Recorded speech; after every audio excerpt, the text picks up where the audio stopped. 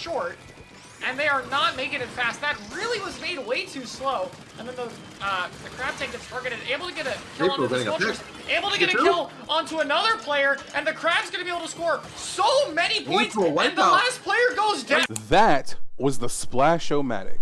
More specifically, that was 4 Splash-o-matics in a game, or half the entire lobby. This is just one of the many instances that exist where the Splash is wreaking havoc on the competitive scene, and it's not just competitive. If you look at your own matches and scroll down to your recent games, you'll be hard-pressed to find a game where there wasn't at least one Splash.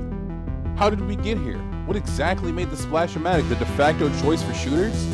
Stay tuned, because the answer isn't what you think it is.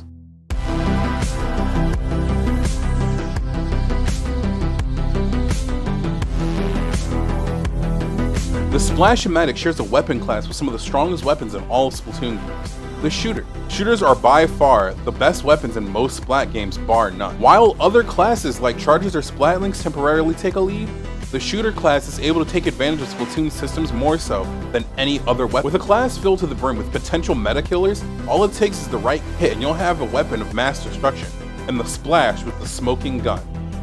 Even before the launch of the game, people were speculating that the Splash was going to be good, but no one could have predicted its impact.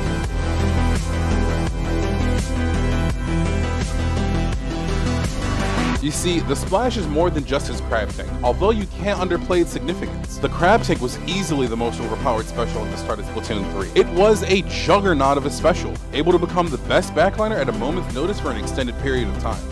It wasn't just its high fire rate, its weaknesses were able to be rectified by elite players with its mobility mode and its blast fire covering any lack of options it would have had.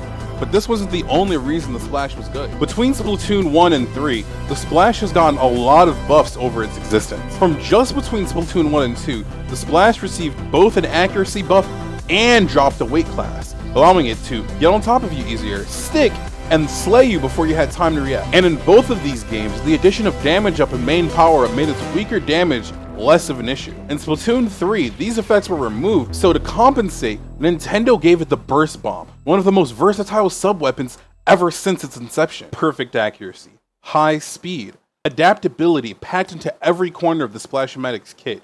It was only a matter of time before players would pick up this behemoth of a weapon and do numbers, and numbers it did. It quickly became standard to run 2 or maybe even 3 Splash-o-matics while the rest of your team would be filled with sloshing machines. With a Splash-o-matic, you didn't need any other weapons, because the Splash-o-matic wasn't just a jack of all trades. It was the queen.